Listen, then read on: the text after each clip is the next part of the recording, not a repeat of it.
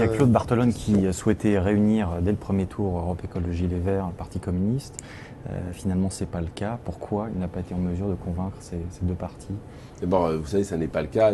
Attendons de voir quelles listes sont déposées. Moi, je sais, pour le rencontrer quasi quotidiennement, nous étions hier encore dans ma circonscription, à Évry, en train de visiter le Génopôle, cette belle réalisation des collectivités territoriales, cette belle aventure humaine que chacun peut suivre au moins une fois par an à travers le Téléthon.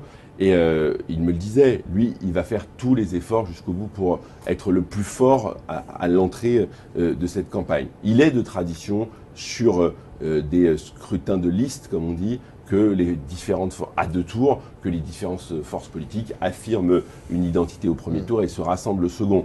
Il faut regarder les sondages de près. C'est pas catastrophique qu'il y ait plusieurs listes. Il faut regarder les sondages de près. Moi, je vais sortir 30 secondes de l'Île-de-France. Il y a le Nord-Pas-de-Calais-Picardie, il y a la région PACA. Là, je crois que la nécessité de rassemblement de toutes les forces de gauche, quand on voit le niveau de l'extrême droite et d'une droite qui s'extrémise de plus en plus, je pense à Christian Estrosi, que l'ensemble de la gauche soit rassemblé. Je rappelle par ailleurs, qui n'est pas un petit sujet, que souvent dans ces régions, depuis 1998 ou 2004, le Parti socialiste, le Parti communiste, le Parti radical de gauche, Europe Écologie Les Verts, gouvernent ensemble les régions. Il y a un président, il y avait des vice-présidents, et tout ça est dans le même exécutif et porte la même politique. Donc c'est déjà d'une subtilité raffinée que d'aller expliquer aux électrices et aux électeurs que tout d'un coup on a des projets ultra divergents.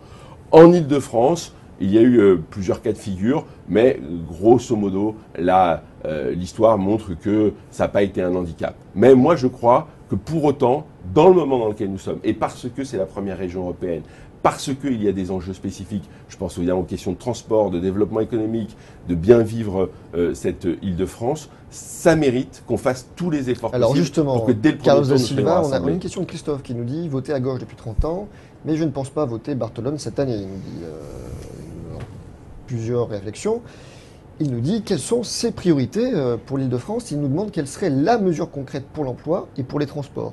Précisément, concrètement. La première chose, c'est, vous savez, vous regardez toujours les slogans de campagne, ils veulent dire quelque chose. Il a dit une Île-de-France humaine. Aujourd'hui, on a plein d'atouts en Île-de-France. Souvent, moi, je rencontre mes concitoyens, Corbeil-Essonnois, mais aussi de ma circonscription, ils considèrent comme une chance d'être à 30 km du Louvre, proche de toutes les universités, du grand pôle de recherche qu'est cette région. Et en même temps, cette région est une région dure à vivre parce que les transports sont fatigués, parce que c'est long de se déplacer, parce que parfois c'est compliqué, très compliqué la vie. Et donc il faut rendre, formule un peu poétique, mais allons-y, la vie plus douce en Île-de-France. Non mais c'est sérieux, vous savez, quand vous prenez le RERD tous les matins, sincèrement, quand on vous dit une Île-de-France humaine, vous voyez à peu près de quoi on veut vous parler. Ça signifie plus d'investissement dans le RER? Oui, ça signifie d'abord de mettre en œuvre ce que la majorité en place a décidé. Je pense au pass Navigo à tarif unique.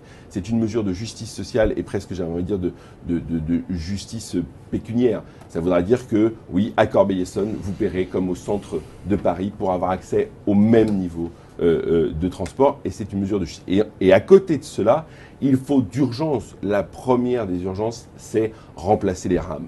On l'a vu là ces derniers jours avec la canicule. Il y a un certain nombre de rames qui sont trop peu nombreuses et d'autres qui vont être livrées climatisées. Il faut accélérer le mouvement. Parce que quand vous prenez le RER à 7h30 du matin et qui fait déjà 26 ou à 18h30 quand ça passe les 35, et que vous êtes là serrés comme des sardines, et ça n'est pas une formule, c'est insupportable. Et donc il y a évidemment autour de cela... Ensuite, il y a une autre priorité. On le voyait hier à Évry, avec le Génopôle. On a là un des clusters de recherche les plus avancés au monde, pas en région Île-de-France, pas en France, au monde, sur la question de biotechnologie. Et que nous disaient les chercheurs?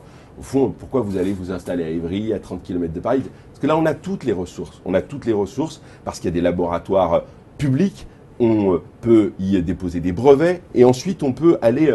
commencer la pré-industrialisation. Mais il disait, nous, l'enjeu aujourd'hui, c'est comment on est en capacité, une fois qu'on a les brevets, une fois qu'on a, comme on dit, pré-industrialisé, au fond que l'objet est prêt à être fabriqué, où est-ce qu'on peut le fabriquer? Et on voit bien aujourd'hui qu'en Île-de-France, on est capable d'inventer, on est capable de voir comment on pourrait fabriquer, mais on a perdu parfois cette capacité de fabrication. C'est ça l'enjeu, c'est un enjeu de visibilité internationale, parce que c'est cela qui se joue.